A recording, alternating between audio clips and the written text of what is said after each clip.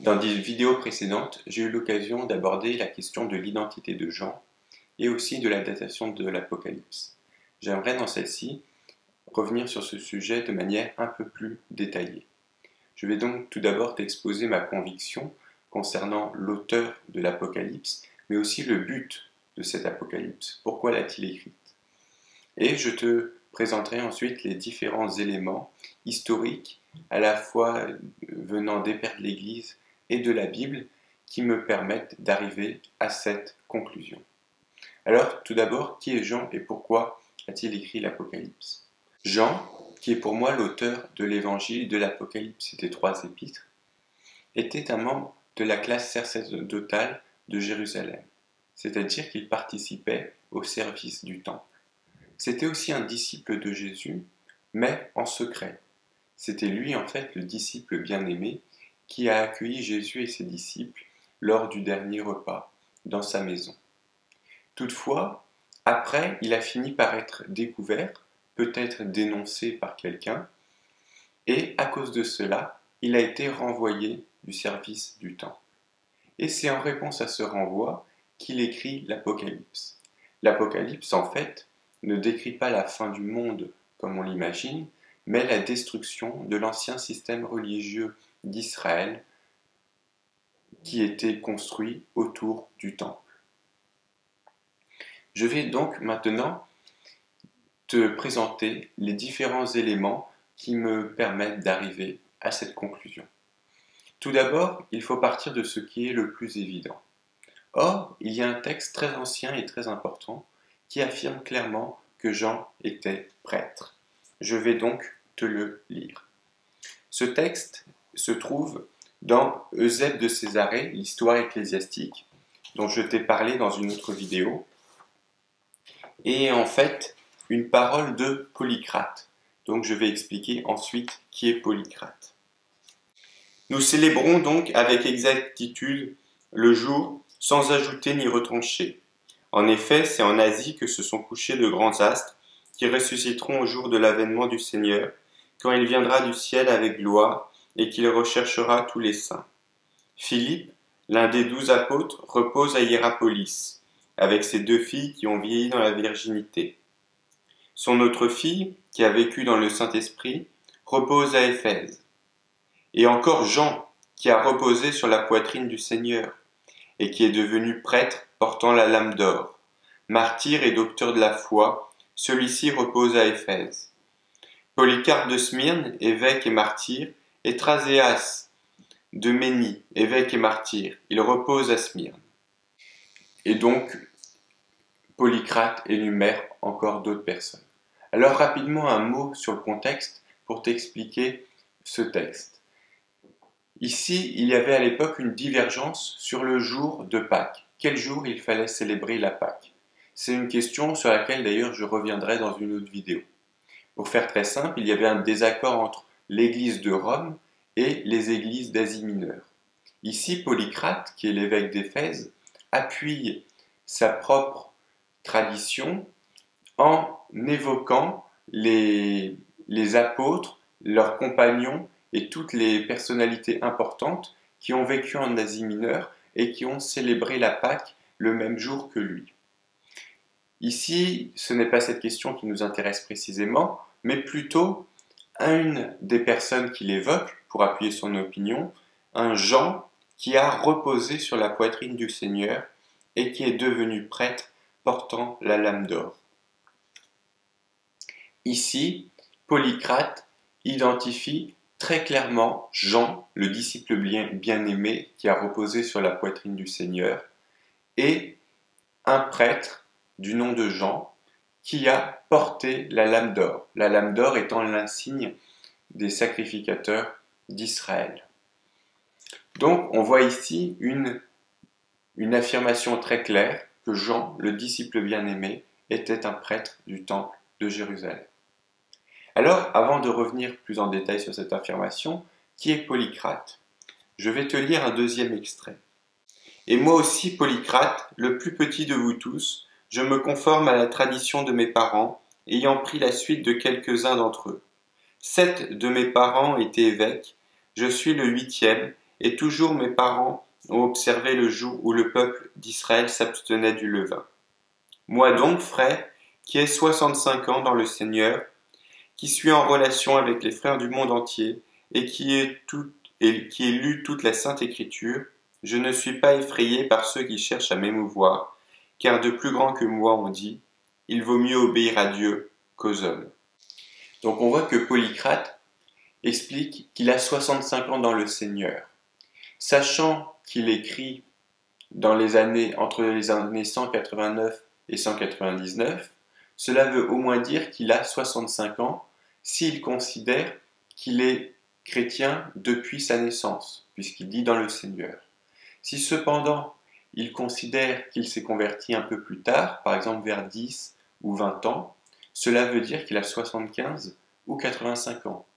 Dans tous les cas, cela veut dire qu'il est au moins né dans les années 130 et peut-être même probablement dans les années 120, voire même dans les années 110.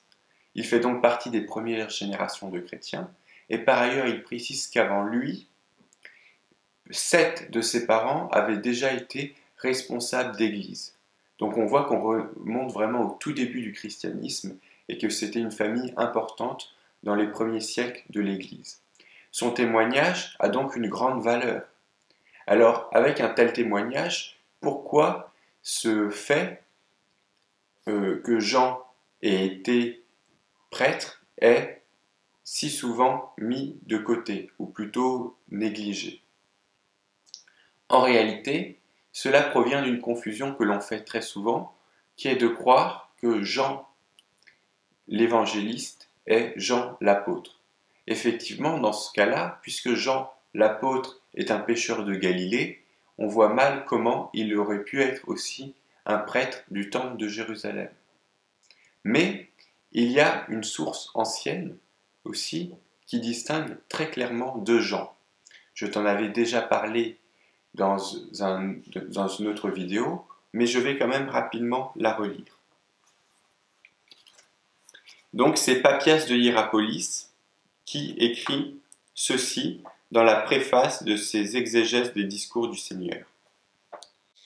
Pour toi, je n'hésiterai pas à ajouter à mes explications ce que j'ai bien appris autrefois des presbytres et dont j'ai bien gardé le souvenir, et j'en affirme la vérité. Car je ne me plaisais pas auprès de ceux qui parlent beaucoup, comme le font la plupart, mais auprès de ceux qui enseignent la vérité. Je ne me plaisais pas non plus auprès de ceux qui rapportent des commandements étrangers, mais auprès de ceux qui rapportent les commandements donnés à notre foi par le Seigneur et qui nous viennent de la vérité elle-même. Si quelque part arrivait quelqu'un qui avait vécu dans la compagnie des presbytres, je m'informais des paroles des presbytres. Ce qu'ont dit André ou Pierre ou Philippe ou Thomas ou Jacques ou Jean ou Matthieu ou quelques autres des disciples de Seigneur, et ce que disent Aristion et le presbytre Jean, disciple du Seigneur.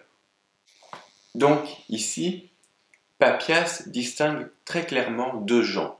Un premier qui était visiblement un des 12 apôtres, et un deuxième, Jean le presbytre, qui est simplement qualifié de disciple comme Aristion. Je pense que ce deuxième Jean, qui était simplement un disciple, est en fait celui qui a rédigé l'Évangile, l'Apocalypse et les 3 épîtres de Jean, et qu'il était donc prêtre de Jérusalem. Après avoir vu ces éléments, on va dire en quelque sorte externes, qui nous sont rapportés par les pères de l'Église, je te propose maintenant d'examiner quelques textes bibliques qui, je pense, vont confirmer ces observations. Tout d'abord, commençons par l'Évangile de Jean. Traditionnellement, depuis longtemps, l'Église, dans sa majorité, avait tendance à attribuer cet évangile à Jean l'apôtre. Aujourd'hui, de plus en plus d'exégètes, tant catholiques que protestants, croyants que non-croyants, estiment qu'il n'est plus possible d'attribuer cet évangile à Jean l'apôtre. C'est le cas par exemple d'Oscar Cullmann, qui a fait une étude très détaillée sur l'évangile de Jean et son milieu. Il tire plusieurs conclusions avec lesquelles je suis d'accord, mais estime que non, on peut simplement attribuer cet évangile à un anonyme. De mon côté, tout en étant d'accord avec ces conclusions, je pense qu'on peut aller plus loin et que l'on peut en fait attribuer cet évangile à Jean le presbyte lui-même. En effet, les conclusions d'Oscar Cullmann concernant la personnalité de l'évangéliste, en fait, corroborent parfaitement ce que l'on peut connaître de Jean. C'est ce que j'aimerais te montrer. Tout d'abord, le lieu où se déroule l'action. L'évangile de Jean a quelque chose de particulier, c'est que pratiquement tout l'évangile se déroule à Jérusalem. Il y a un ou deux épisodes en Galilée, mais sinon tout le reste se déroule à Jérusalem. Ce qui est quand même une disproportion étonnante par rapport à la réalité du ministère de Jésus. En fait, Jean n'a pratiquement rapporté que les événements qui se déroulent à Jérusalem. La question est pourquoi? Si on considère que cela a été écrit par le disciple bien-aimé, Jean, qui était un notable de Jérusalem, on a alors une explication très simple. Jean a tout simplement rapporté les événements dont il avait directement eu connaissance, parce qu'ils s'étaient déroulés alors qu'il était là. Non seulement Jean rapporte des événements qui se déroulent à Jérusalem, mais on voit qu'il connaît aussi très bien cette ville. Il connaît bien cette ville, mais il connaît bien aussi un certain nombre de responsables. Il est intéressant de noter, par exemple, que c'est le seul à rapporter la rencontre de Jésus et Nicodème. On peut aussi constater que c'est le seul à donner le nom du serviteur blessé par Pierre, Malchus. Ces deux éléments ont tendance à faire penser que lui-même connaissait directement Nicodème et Malchus, ce qui s'expliquerait très facilement s'il était effectivement un des notables de Jérusalem. Un autre élément qui montre que Jean était probablement proche des milieux sacerdotaux se déroule au moment de l'arrestation de Jésus. Voilà ce qui nous est dit. Jean 18, 15 et 16. Simon-Pierre, avec un autre disciple, suivait Jésus. Ce disciple était connu du souverain sacrificateur, et il entra avec Jésus dans la cour du souverain sacrificateur. Mais Pierre resta dehors, près de la porte. L'autre disciple, qui était connu du souverain sacrificateur, sortit, parla à la portière et fit entrer Pierre. On a donc là une affirmation directe que l'autre disciple, qui est la façon dont Jean se désigne dans l'Évangile, connaît le souverain sacrificateur, ce qui colle encore très bien avec la personnalité évoquée précédemment, qui est où Jean est un presbytre, c'est-à-dire un des membres de l'aristocratie sacerdotale. Un autre indice qui peut montrer que Jean est bien membre de la classe sacerdotale se situe juste après la résurrection, quand à nouveau Pierre et cet autre disciple courent vers le tombeau. Pierre et l'autre disciple sortirent et allèrent au sépulcre. Ils couraient tous deux ensemble, mais l'autre disciple courut plus vite que Pierre et arriva le premier au sépulcre. S'étant baissé, il vit les bandes qui étaient à terre. Cependant, il n'entra pas. Simon-Pierre, qui le suivait, arriva et entra dans le sépulcre.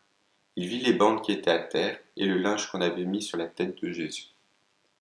Pourquoi ce premier disciple, qui arrive avant Pierre, n'ose pas entrer dans le sépulcre? Une explication très simple pourrait être tout simplement que ce disciple a été prêtre. Or, les prêtres étaient soumis à des règles de pureté rituelles plus strictes et ne pouvaient pas s'approcher des morts ou des lieux où étaient conservés ces morts. Tandis que Pierre, qui était un simple laïc, n'hésitait pas à entrer dans le sépulcre. Il y a aussi, enfin, un dernier élément dans les évangiles qu'il est intéressant de noter, c'est la question du calendrier. On remarque en effet que Jean ne suit pas le même calendrier que les trois autres évangiles synoptiques, Matthieu, Marc et Luc, pour ce qui est de la scène. Il se pourrait que Jean suive en fait un autre calendrier, qui est tout simplement le calendrier sadducéen. Or, la majorité des prêtres étaient justement sadducéens.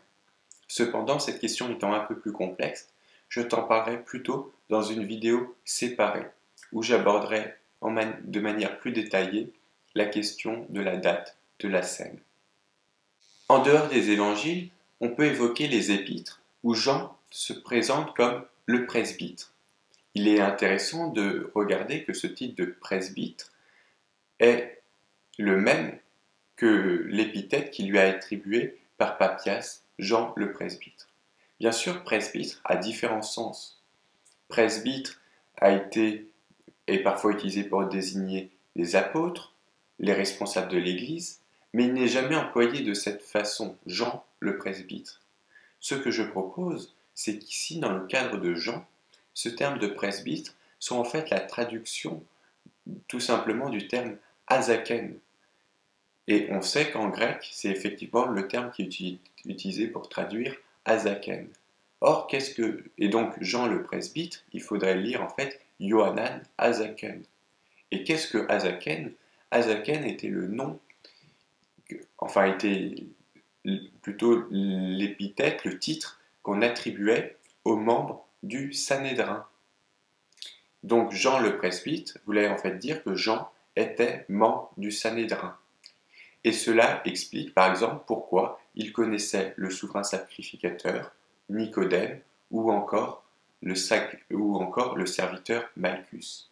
On voit donc là qu'on a un ensemble d'indices qui, chacun pris individuellement, ne sont pas forcément décisifs, mais qui, regroupés ensemble, forment un tout assez cohérent et viennent confirmer les propos de Polycrate sur le fait que Jean était bien un prêtre du temple de Jérusalem. J'aimerais maintenant évoquer un autre point supplémentaire qui est la question du martyre de Jean. Pendant longtemps, on a considéré que Jean l'apôtre était mort tardivement. Cette mort tardive vient en fait du fait qu'on ait justement identifié Jean l'apôtre et Jean l'évangéliste qui semblent effectivement être morts tardivement. Or, ce qui est intéressant, c'est que dans l'Église, il existe aussi toute une série de traditions qui ont bien été étudiées par le père Émile Boimard, qui montrent que Jean, l'apôtre, a en réalité peut-être été martyrisé très tôt. Dans les évangiles, on trouve une trace de cela dans Marc 10. Les fils de Zébédée, Jacques et Jean, s'approchèrent de Jésus et lui dirent : « Maître, nous voudrions que tu fasses pour nous ce que nous te demanderons. » Il leur dit : « Que voulez-vous que je fasse pour vous ? Accorde-nous, lui dirent-ils, d'être assis l'un à ta droite et l'autre à ta gauche, quand tu seras dans ta gloire. » Jésus leur répondit : « Vous ne savez pas ce que vous demandez. Pouvez-vous boire la coupe que je dois boire, ou être baptisé du baptême dont je dois être baptisé ? » Nous le pouvons, dirent-ils. Et Jésus leur répondit : « Il est vrai que vous boirez la coupe que je dois boire, et que vous serez baptisés du baptême que je dois être baptisé. » Dans ce verset, il semble que Jésus évoque clairement le fait que Jacques et Jean mourront en martyrs comme lui. En dehors de ce texte, il y a aussi plusieurs éléments venant de martyrologes anciens, c'est-à-dire de calendriers signalant les premiers martyrs chrétiens, qui indiquent que Jean soit bien mort en martyr. Dans ce cas-là, on voit que Jean n'est pas celui qui a vécu longtemps après Jésus, et que donc Jean l'apôtre est distinct de Jean l'évangéliste. Enfin, le dernier élément que j'aimerais évoquer dans cette vidéo est la question du contexte de l'Apocalypse. Il me semble que lorsqu'on étudie l'Apocalypse, on est immergé dans la pensée sacerdotale. En effet, toute l'Apocalypse est construite autour du temple. Traditionnellement, on relie souvent l'Apocalypse et les persécutions de l'Empire romain. Mais de plus en plus d'exégèses qui étudient le texte se rendent compte en réalité à quel point il est entièrement judéen. Certains exégètes ont même fait l'hypothèse qu'à l'origine, c'était un livre judéen qui a ensuite été légèrement christianisé. Je pense de mon côté que le milieu judéen, bien présent dans l'Apocalypse, s'explique tout simplement parce que ce livre a été rédigé par un ancien prêtre du temple. En effet, les adversaires de Jean dans l'Apocalypse ne sont pas des païens, ce sont bien les Judéens, des Judéens. On le voit par exemple lorsqu'au chapitre 2, verset 10, il parle de la synagogue de Satan. De même, après les lettres, on voit que les visions s'ouvrent par une liturgie du temple. et que tout autour et que tout au long de l'Apocalypse, il y a le temple qui est présent en arrière-fond. Tous les châtiments sont liés au temple. On peut aussi, par exemple, évoquer les 24 vieillards qui renvoient aux 24 classes sacerdotales. Mais surtout, l'élément qui est pour moi absolument décisif se trouve tout à la fin de l'Apocalypse, au chapitre 21, lorsque la Nouvelle Jérusalem descend. Voilà ce qui est dit. Je te lis les versets 10, 11 et 22. « Et il me transporta en esprit sur une grande et haute montagne, et il me montra la grande ville, la sainte Jérusalem, qui descendait du ciel d'auprès de Dieu, ayant la gloire de Dieu. Son éclat était semblable à celui d'une pierre très précieuse, d'une pierre de jaspe transparente comme du cristal.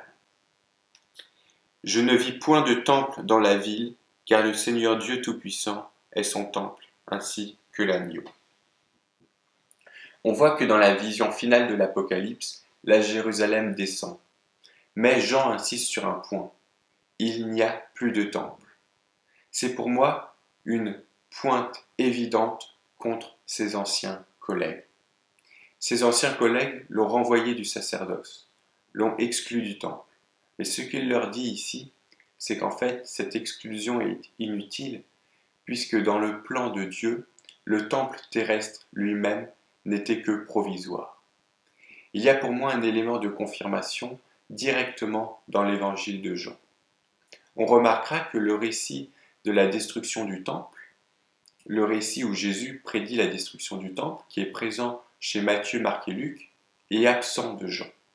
En revanche, il y a à sa place un autre discours de Jésus qui n'est présent que chez Jean. On le trouve dans Jean 4. C'est le discours où Jésus s'adresse à la Samaritaine. « Femme, lui dit Jésus, crois-moi, l'heure vient où ce ne sera ni sur cette montagne, ni à Jérusalem que vous adorerez le Père. Vous adorez ce que vous ne connaissez pas, nous adorons ce que nous connaissons, car le salut vient des Judéens. Mais l'heure vient, et elle est déjà venue, où les vrais adorateurs adoreront le Père en esprit et en vérité, car ce sont là les adorateurs que le Père demande. Dieu est esprit, et il faut que ceux qui l'adorent en esprit et en vérité. » Jésus explique donc dans ce discours qu'il viendra un temps, et on comprend que ce temps est proche, où le temple terrestre ne sera tout simplement plus utile. Ce temple était provisoire, c'était un symbole des réalités à venir. Mais, dans le temps à venir, le temple lui-même, c'est tout simplement l'ensemble des croyants. C'est ce que Paul expliquera d'ailleurs très bien dans ses épîtres. On voit donc ici très clairement que Jésus affirme l'inutilité prochaine du temple terrestre. En conclusion, j'aimerais simplement te rappeler ce que l'on a vu dans cette vidéo.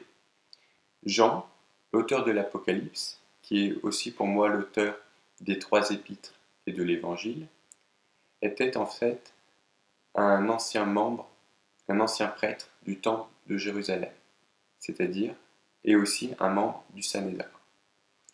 Il était aussi, comme Nicodème, disciple en secret de Jésus. Après avoir été découvert par ses collègues, il a été renvoyé de son sacerdoce et il a écrit l'Apocalypse en réponse suite à ce renvoi pour annoncer la destruction, annoncer à la fois le jugement prochain de Dieu et la destruction du temple de Jérusalem et donc de tout l'ancien système religieux d'Israël. Et c'est ça, entre guillemets, la fin du monde. Mais aussi pour avertir les croyants qui vivent à Jérusalem de fuir avant cette destruction. La question que l'on peut se poser est, les croyants ont-ils compris le message? C'est ce que j'aborderai avec toi dans la prochaine vidéo. En attendant, si tu as des questions ou des remarques, n'hésite pas à me laisser un commentaire. Et moi je te dis à bientôt.